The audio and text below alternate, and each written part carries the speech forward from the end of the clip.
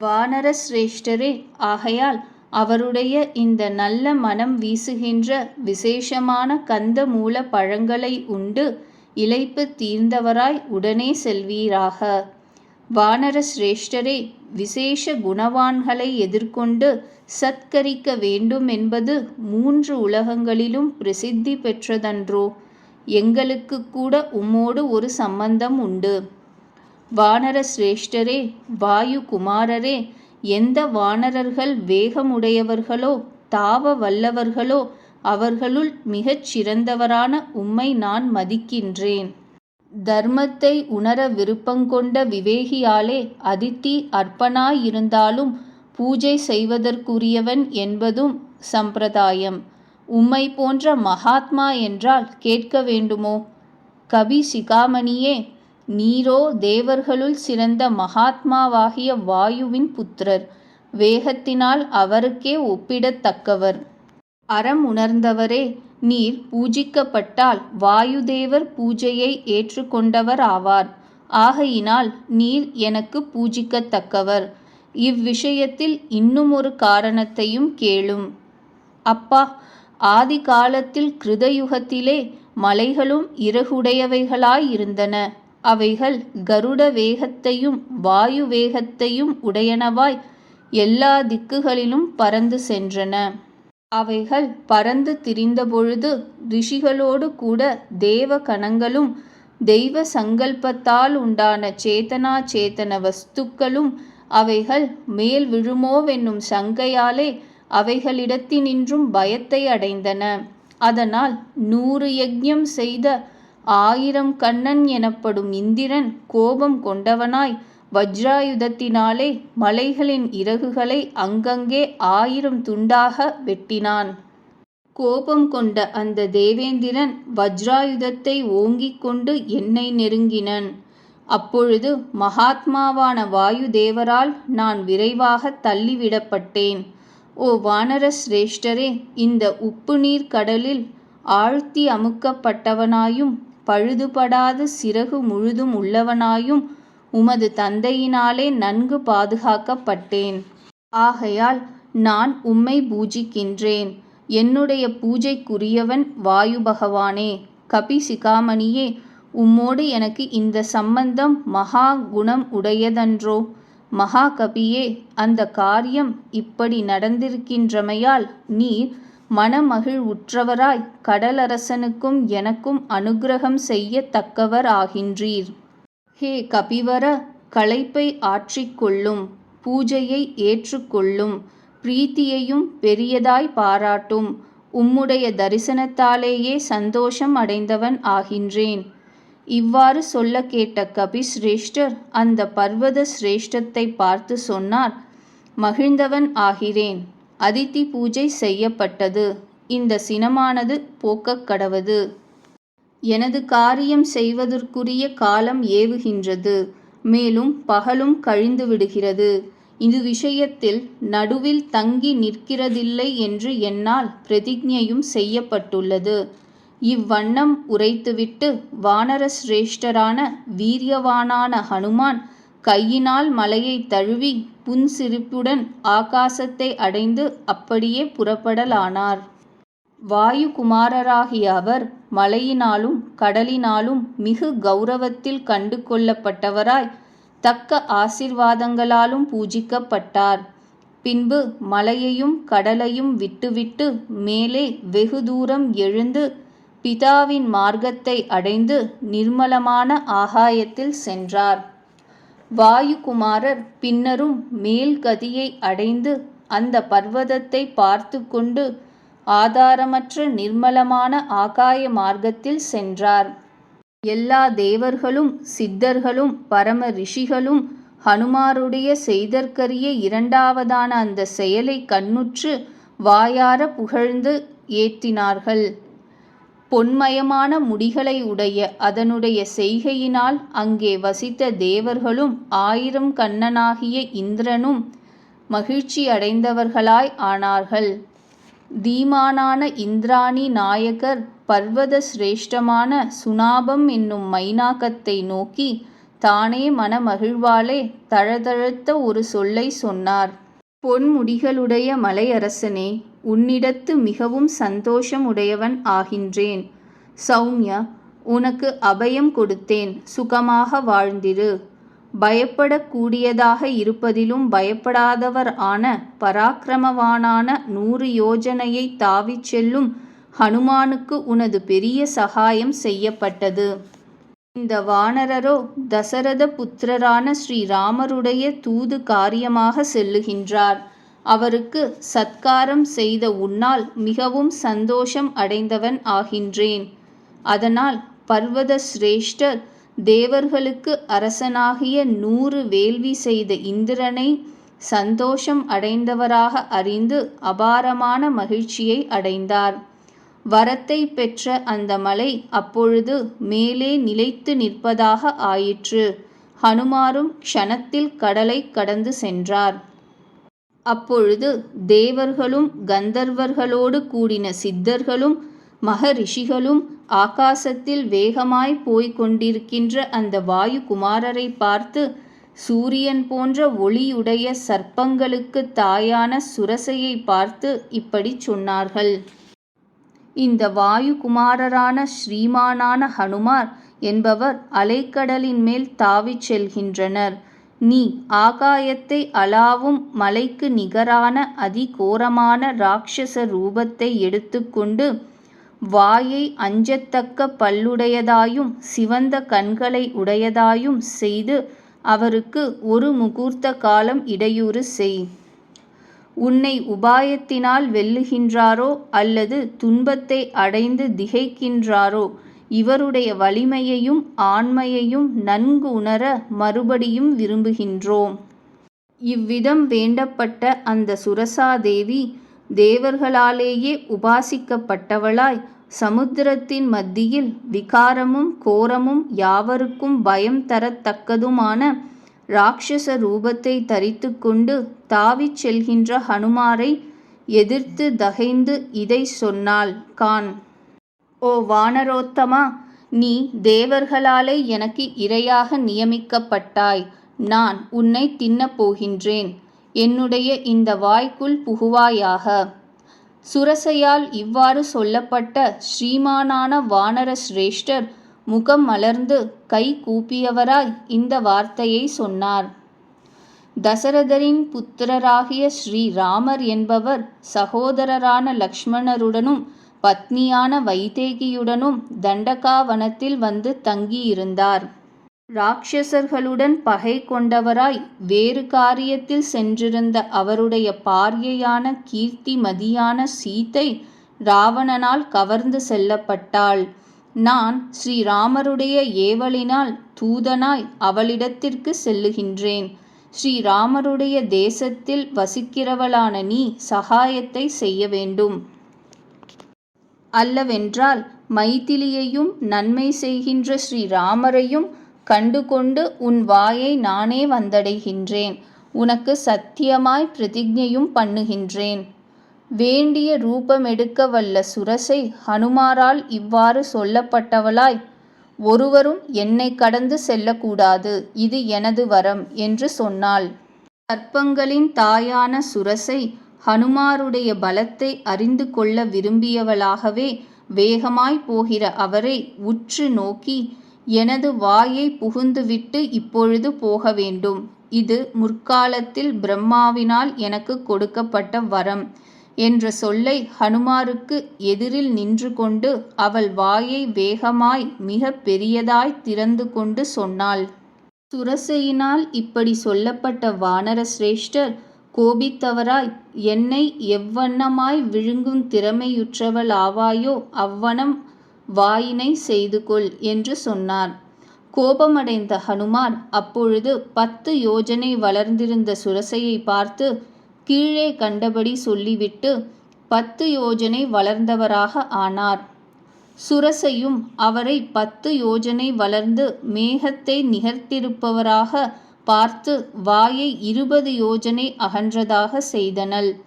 மிக புத்திமானான வாயு குமாரராகிய ஹனுமாரும் அவளை அதிகமாய் வாய் திறந்து கொண்டிருப்பவளாக கண்டு கோபமடைந்தவராய் மீளவும் 30 யோஜனை வளர்ந்தார். சுரசையும் வாயை அப்படியே 40 யோஜனை அகன்றதாக செய்து கொண்டாள். வீரரான ஹனுமான் 50 யோஜனை வளர்ந்தவராக ஆனார். சுரசை வாயை 60 யோஜனை அகன்றதாக செய்தாள். அப்பொழுதே வீரரான ஹனுமார் 70 யோஜனைகள் உயர்ந்தார். சுரசை வாயை 80 யோஜனைகள் அகன்றதாக செய்தாள். மலையை நிகர்த்த ஹனுமார் 90 யோஜனைகள் வளர்ந்தவர் ஆனார். சுரசை வாயை 100 யோஜனை அகன்றதாக செய்து கொண்டாள். அறிவிற் சிறந்த வாயு புத்திரரான அந்த ஹனுமார் சுரசையினால் திறக்கப்பட்டதாய் நீண்ட நாக்கை உடையதாய் மிக கோரமாய் நரகத்தை ஒத்த அந்த வாயை பார்த்து தனது சரீரத்தை எதிரிடையாய் சுருக்கிக் கொண்டு காற்றுள்ள மேகம் போல் அந்த நொடியில் அங்குஷ்ட பிரமாணமாக ஆனார். மகா வேகத்தோடு கூடிய அந்த ஸ்ரீமான் அவள் வாயில் புகுந்து உடனே வெளிக்கிளம்பி தக்ஷணமே ஆகாயத்தில் நின்று கொண்டு இந்த வார்த்தையை சொன்னார். தாக்ஷாயணி, உனக்கு வந்தனம். உனது வாயில் புகுந்துவிட்டேன். அதனால் உனது வரமும் யதார்த்தமாக ஆயிற்று. வைதேகி எங்கு இருக்கிறாளோ அங்கு போய் வருகிறேன். சுரசாதேவியானவள் வாயிலிருந்து விடுபட்டு ராகுவின் வாயிலிருந்து விடுபட்ட சந்திரனை போலிருக்கும் அந்த வானரரை நோக்கி சுயரூபத்துடன், ஹே சௌமியா, வானரோத்தமா, காரியம் கைகூடும் பொருட்டு சுகமாக செல்லுக. மகாத்மாவான ஸ்ரீ ராகவரோடு வைதேகியை சேர்த்து மகிழ்ந்தருள்க என்று சொன்னாள். உயிர்களெல்லாம் ஹனுமாருடைய அந்த 3வது செய்தற்கரியதான செய்கையை பார்த்து வானரரை அப்பொழுது நன்று நன்று என்று விசேஷித்து கொண்டாடின. வேகத்தால் கருடனுக்கு நிகரான அவர் கடத்தற்கரியதாய் வருணர்க்கு இருப்பிடமான சமுத்திரத்தை கடந்து சென்று ஆகாசத்தை அடைந்து சென்றார். மழை தாரைகளால் நிறைந்ததும் பறவைகளால் தங்கப்பட்டதும் கைச்சிகம் எனும் ராகத்தை பாடும் தும்புரு முதலியவர்களால் சஞ்சரிக்கப்பட்டதும் இந்திரவில் இடப்பட்டதும் சிம்ஹம், யானை, புலி, பறவை, பாம்பு ஆகிய வாகனங்களோடு மேலே பறந்து செல்லும் அழகிய விமானங்களாலும் நன்றாய் அலங்கரிக்கப்பட்டதும் வஜ்ராயுதத்தினாலும் இடியேற்றினாலும் உண்டான அக்னிகளினாலே ஒளி செய்யப்பட்டும் புண்ணியம் செய்தவர்களாலும் ஸ்வர்க்கத்தை ஜெயித்த பெரியோர்களாலும் அலங்கரிக்கப்பட்டதும் ஹவிர்பாகவத்தை இடைவிடாது அதிகமாய் வகித்து கொண்டிருக்கின்ற அக்னி பகவானால் தங்கப்பட்டதும் கோள், நட்சத்திரங்கள், சந்திரன், சூரியன், இதர நட்சத்திர கூட்டம் முதலியவற்றால் நிறைந்திருக்கப்பட்டதும் ரிஷிகள், கந்தர்வர், நாகர், யக்ஷர் இவர் கூட்டங்களால் நிறைந்ததும் இனியதாய் நிர்மலமாய் எங்கும் பறந்து விரிந்ததும் விஸ்வாசு என்ற கந்தர்வரால் தங்கப்பட்டதும் இந்திரனுடைய யானையினால் திரியப்பட்டதும் சந்திர சூரியர்கள் செல்லும் மார்க்கமானதும் மங்களகரமானதும் நில உலகத்திற்கு பிரம்மாவால் செய்யப்பட்ட விஸ்தாரமான உரை போன்றதும் வீரர்களாயும் சிரேஷ்டர்களாயும் உள்ள வித்யாதர கூட்டங்களால் எங்கும் நிறைந்ததுமான வாயு மார்க்கத்தில் மாருதி கருடர் போல் சென்றார். வாயு எப்படியோ அப்படி மேக கூட்டங்களை ஹனுமார் இழுத்தார். வானரரால் ஆக்கர்ஷிக்கப்படுகின்ற பெருமேகங்கள் கரிய அகில் போன்ற வர்ணமுடையவைகளாயும் சிவப்பு, மஞ்சள், வெண்மை முதலிய வர்ணம் உடையவைகளாயும் பிரகாசித்தன. மேக கூட்டங்களில் அடிக்கடி நுழைபவராயும் வெளிப்படுபவராயும் மழைக்காலத்தில் நுழைந்தும் வெளிப்பட்டும் காண்கின்ற சந்திரன் போல் அப்பொழுது விளங்கினார்.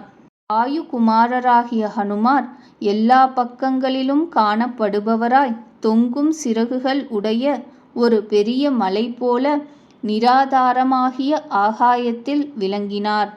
வேண்டிய ரூபமெடுக்க வல்ல கொழுத்த சிம்ஹிகை என்ற ராட்சசி பாய்ந்து செல்கிற அவரை பார்த்து அவர் விஷயத்தில் மனதில் சிந்திக்கலுற்றாள். நான் வெகு காலத்திற்கு பின் இன்றுதான் புஜித்தவளாக ஆவேன்.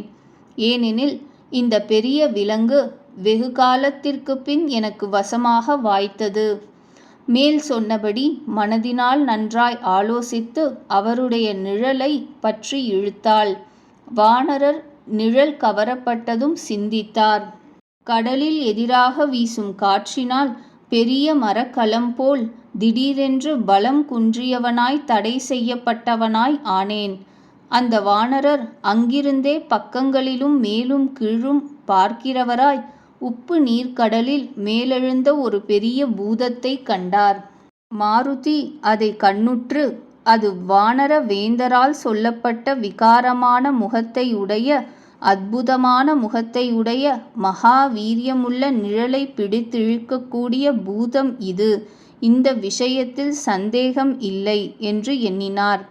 அந்த புத்திமானாகிய வானரர் அவளை சிம்ஹிகை என்று உண்மையாகத் தெரிந்து கொண்டு மழைக்காலத்தில் கருமுகில் போல் பேருருவமாக விரைவாய் வளர்ந்தார்.